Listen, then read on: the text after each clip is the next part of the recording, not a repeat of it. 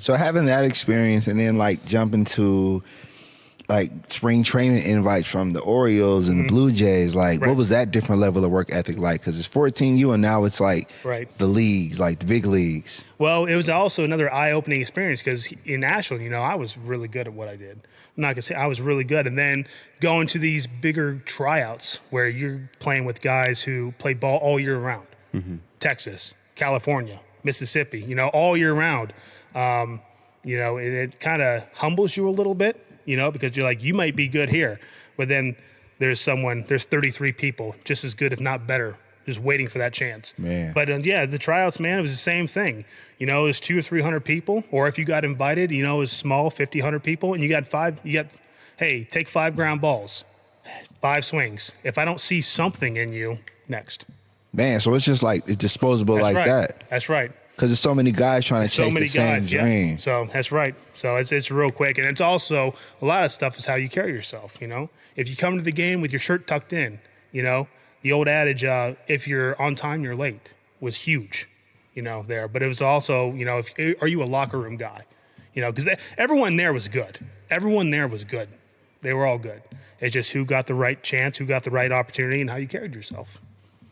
So then we talk about also with sports, you deal with injuries. That's right. So the injury that you kind of went through, like, can you walk us through that? Yeah, man. So I was playing the CWL in California. I lived in Palm Springs, California. So I hit a double off the wall. I was 21 years old, somewhere in there, but 10 years ago, actually. And yeah, I had a hairline fracture in my right hip. And I got up, and basically that was it. I mean, it was my only shot. And instead of, you know, continuing, so I came back home and was kind of down and out, went through, you know, a couple doctor's visits and chiropractor visits. And luckily I was young enough, it could heal on its own.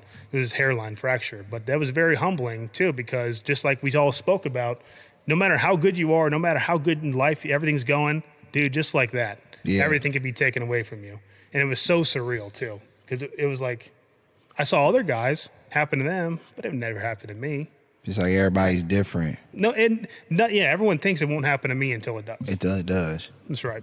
And unfortunately it was. So. And then you beat yourself up even more by becoming a mailman. Oh my God, dude. I went from signing autographs to signing 39 certified letters. What led you to the post office? Oh man. So it was one of those things where I just went back. So I was in Ashland, and one of those things where it's just something about being in the uniform and just kind of like the federal, you know, kind of thing, and how well they were respected going into a grocery store, and, you know, people like looking and all, you know, being in the public eye. And I was like, that's cool, man. And growing up, like I said, I worked with my dad outside, so I loved being outdoors, and I loved, you know, the exercise and whatnot. So I was like, why not, man? Why not me? You know, so at 22, 23 years old, I joined the post office. Do you have any John P. stories from the post office? I don't know. I'd have to think of that. I'll say something, because me and him worked for about a year. We did. We worked together. We worked together for about a year, man. There's some tough times. Oh, we were both CCAs, right? Yeah. No, I was a regular. You were regular. I was on 608.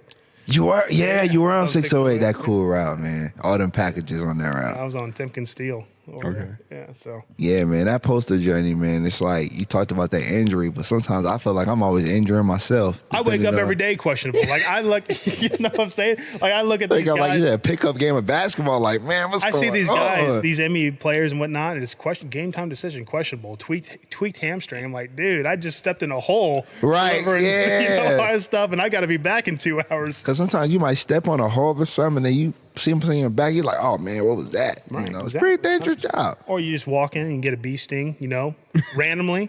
Dogs, we didn't talk about dogs. I was going to say, have you ever been chased by dogs? I've been bit by dogs. Yeah, I've had some dogs even when I was at FedEx, yeah. Dogs are ruthless, man. Yeah, especially. You're on their property, so, that's right. You know. Right.